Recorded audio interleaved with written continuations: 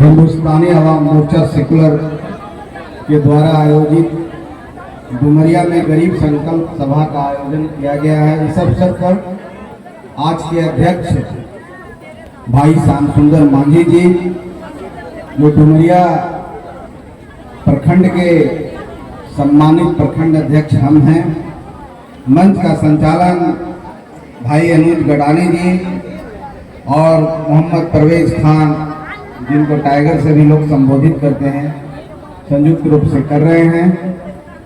आज के इस कार्यक्रम के मुख्य अतिथि हम लोग के पार्टी के संरक्षक, संस्थापक, बिहार के जन जन के नेता, गरीबों के मसीहा, बिहार के पूर्व गण्यमान्य व्यक्ति जो विभिन्न संगठनों से हैं, पार्टी के कार्यकर्ता हैं, मंच पर बैठे हैं, जिनका नाम मैंने नहीं लिया।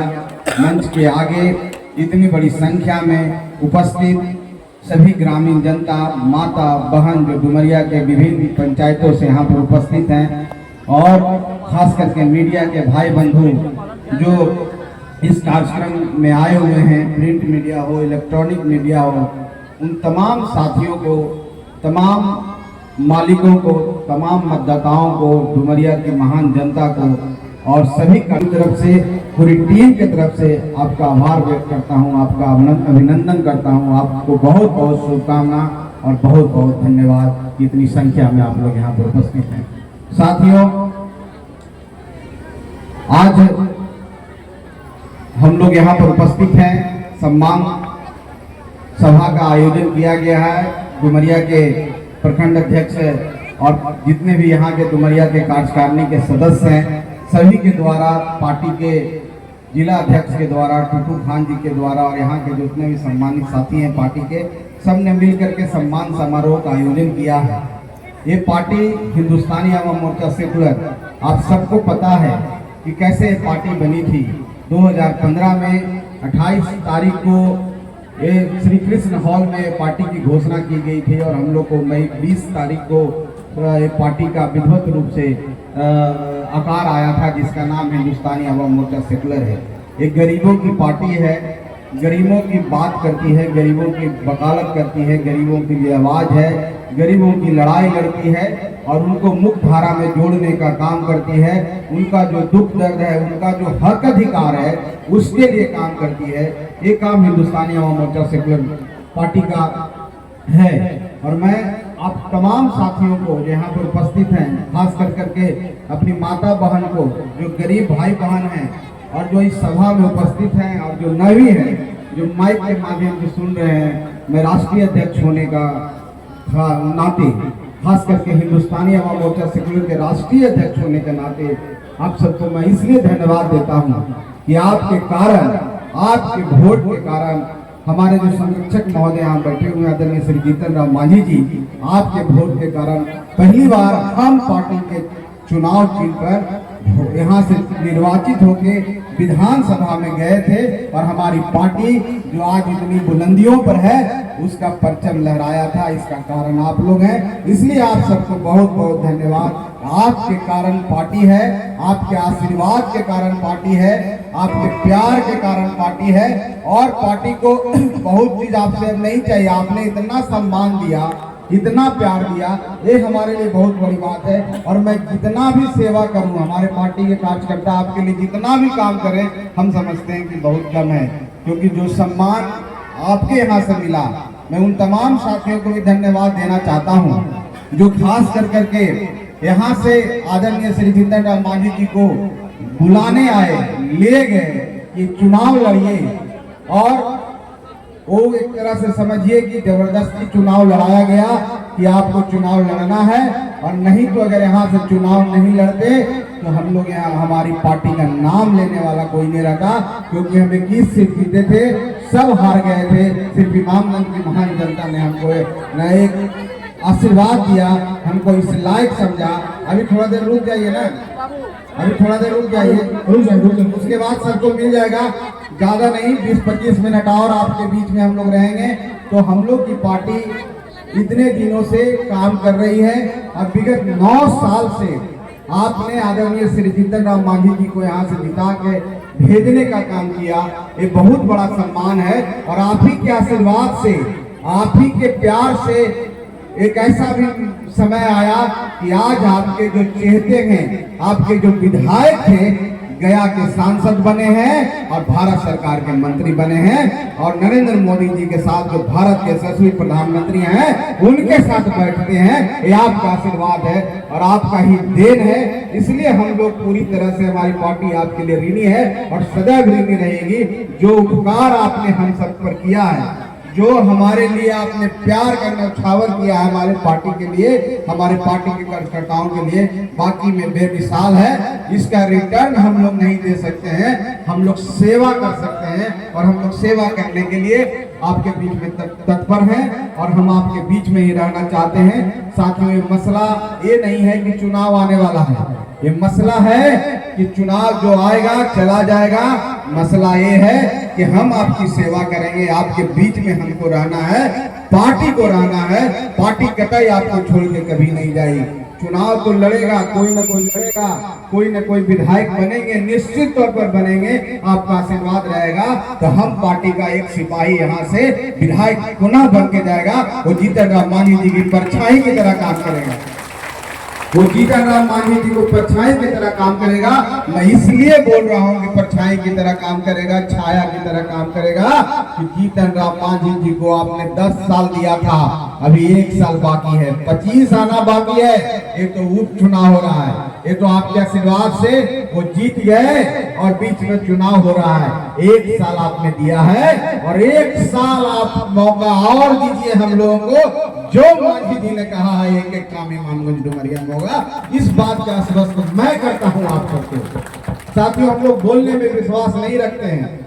बहुत सारे साथी जो हम लोग को विरोधी हैं, तरह तरह के भ्रम फैला रहे हैं, तरह तरह के लोगों को उस्काने का काम कर रहे हैं। हम इतना ही कहते हैं कि हम लोग आज तक इतनी राजनीतिक जीवन में, हमारे गार्जियन यहाँ बैठे हुए हैं, करीब 40-42 साल राजनीतिक जीवन है, आज तक कभी ये बोले नहीं कि हमने ये काम किया, हमने वो काम किया। तो हम लोग बोलने में विश्वास नहीं रखते हैं, करने में विश्वास रखते हैं। और आपका विश्वास और आपका साथ रहेगा तो बोलने वाले विपक्ष जितने भी लोग हैं, जो हमारे विरोधी हैं, वो विरोध करते रहेंगे। उनके विरोध करने से कुछ होने वाला नहीं है। कोई लोग कहते हैं काम नहीं हुआ, हम कहते हैं कि हमने काम किया है। हम कितने पुल पुलिया बनाए हैं। हो सकता है जो पुल पुलिया जिसके बारे में आप कह रहे हैं वो नहीं बना है, अभी 1 साल बाकी है, मौका तो दीजिए।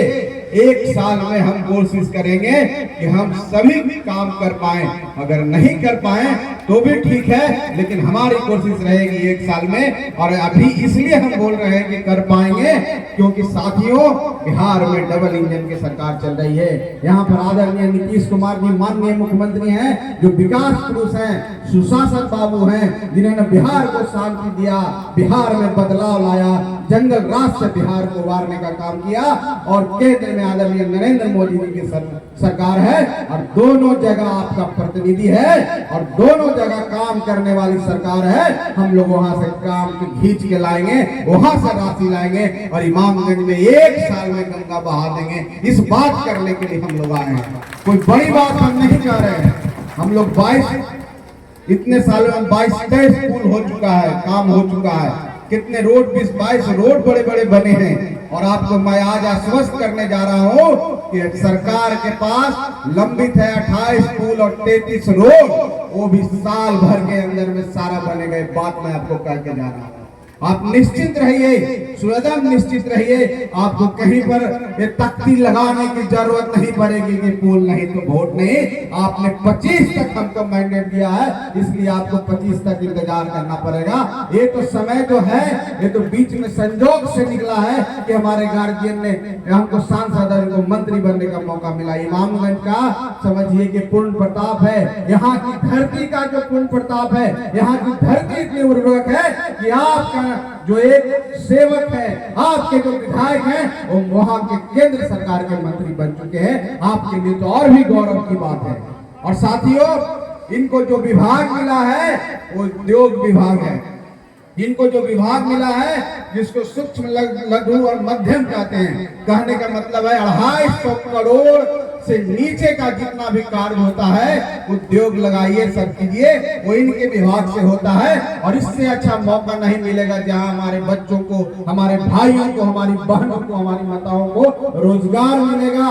चाहे कुटीर उद्योग हो, चाहे और भी चीज हो, हम लोग इतना काम आपको कह के जा रहे हैं कि साल भर के अंदर में इमामगंज में इतना रोजगार होगा कि कोई कल्पना नहीं कर सकता है।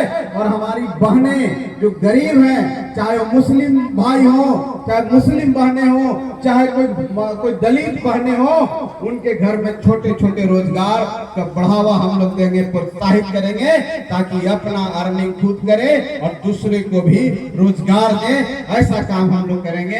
ये कोई हम लोग को बड़ी बात नहीं कर रहे हैं, हम लोग करके दिखाएंगे। इसलिए आप सबको हम लोग कह रहे हैं, हम लोग पर विश्वास कीजिए। इस बार सिर्फ रोजगार रहेगा, सबके चेहरों पर मुस्कान रहेगा। मैं जीतन राम मांझी जी को धन्यवाद देता हूं कि उस पीड़ा से इमामगंज की जनता को मुक्त कराया जो कभी भय के साए में लोग जीते थे।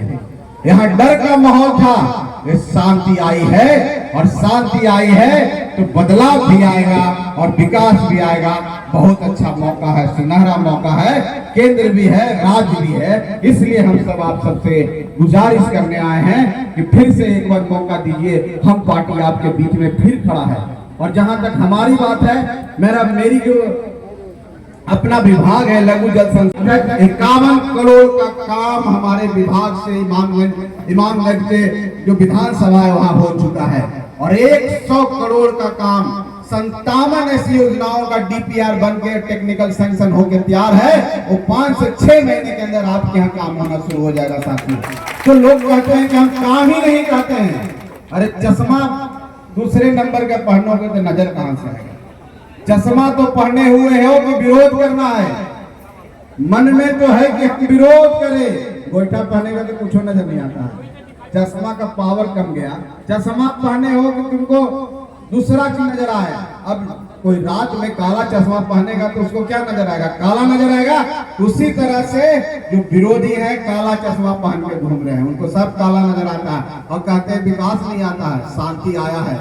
क्या किसी को आज इतनी हिम्मत है इमामगंज में कि आपके साथ रंगदारी कर सके, आपसे कोई लेवी मांग सके, आपको कोई डरा सके? है ऐसी बात आज इमामगंज में? सब लोग निर्भीक हैं। और हमारे सबसे कमजोर वर्ग, जो इस समाज में सबसे कमजोर वर्ग है, भुइयां मुसहर जिसको कहते हैं, आज वो भुइयां मुसहर इमामगंज में सीना चौड़ा करके चलता है, आंख से आंख मिला के चलता है। अगर ये समाज आज आगे बढ़ गया तो समझ लीजिए पूरा इमामगंज बढ़ गया। क्योंकि ये समाज पहले बोलता नहीं था, ये समाज में साहस नहीं थी। लोग यही कहता था कि फलना आदमी को फलना हरा दिया। अरे वो तो जीत गिरने वाले हैं, वही बढ़ुआ मजदूर के बेटा है जो आप हैं, जो सीना तान करके दहाड़ के जब बोलते हैं तो पूरे देश में गरजता है। तो जीतन राम मांझी की पार्टी है और हम लोग उनके अनुयायी हैं। इसलिए कह रहे हैं साथियों, डरना नहीं है, लड़ना है, बहुत आगे जाना है, यही सही समय है। आज आप देख रहे होंगे मंच पर भी श्याम सुंदर मांझी हमारे प्रखंड अध्यक्ष है। क्या कभी कोई कल्पना किया होगा या कोई कर सकता है कि समाज के लोग अगर जीतन राम मांझी नहीं होते तो ब्लॉक में जाके वीडियो के सामने बैठ के आंख में आंख डाल के बात कर सकता था? नहीं कर सकता था। ये देन जीतन राम मांझी जी की है। तो लोग कहता है क्या काम किए? अरे बदलाव आया है, क्रांति आई है। तुमको समझ नहीं आ रहा है, तुमको पच नहीं रहा है, क्योंकि तुम डराने में विश्वास रखते हो, हम लोगों को निडर करने में विश्वास रखते हैं और विकास में विश्वास रखते हैं। साथियों, तुम डरा सकते हो। छोटे से ग्रुप हो, 10 की संख्या है, हमारे पास लाख है और एक मुट्ठी है जिसका नाम हम है, और हम इनकलाब है। और जहां इनकलाब आएगा वहां क्रांति आएगी साथियों। इसलिए हम कहना चाह रहे हैं, जैसे आप इमामगंज में देखिए रामप्रीत भारती है, हमारी रूबी बहन आप ही के बीच की है, कितनी तेज आवाज में बोली है। क्या पहले कभी कोई इस तरह का, इस समाज की बेटी, इस समाज की बहू इतनी तेज बोलती थी? नहीं बोलती थी। राम देखिए, पार्वती देवी जी आपके जिला परिषद के सदस्य हैं। तो ये बदलाव आया है। और सबसे पहले विकास का एक ही बात होता है कि बदलाव आना चाहिए। मानसिक जो गुलामी है, मानसिक जो जड़ता है जिस दिन खत्म हो जाएगा, अपने आप एक गरीब रोड पर आ जाएगा और अपना हक अधिकार मांगने लगेगा। उसको कोई रोक नहीं सकता है, क्योंकि ये जन सैलाब है। और जन सैलाब जैसे पानी का तेज धारा चलता है, मान लीजिए कि समंदर से तेज धारा आ रहा है, उसको एक बराज बनाकर कोई रोक सकता है, लेकिन जिस दिन बराज टूट जाता है सब उसमें बह के चल जाते हैं। उसी तरह से जन सैलाब है, एक क्रांति है, ये आगे बढ़ चुके हैं, इनको समझ में आ चुका है। तब हमारे साथी आगे इतने मन पर हैं, बहुत सारे साथी चाहते हैं कि हम चुनाव लड़े। इनके अंदर इतनी सबलता आ गई है, इनके अंदर इतनी क्षमता आ गई है कि अब सोच सकते हैं कि हम विधायक भी बन सके। पहले तो डर से सपने में भी कोई नहीं सोचता था कि विधायक के चुनाव लड़ेंगे। अरे भैया वो तो सर्टिफिकेट में ले लेगा, जीत जाएगा, क्यों तो सर्टिफिकेट में ले लेगा, क्योंकि सबको पता है कि फलाना आदमी चुनाव जीत गए थे, सर्टिफिकेट में छीन लिया, तो डर खत्म हो गया।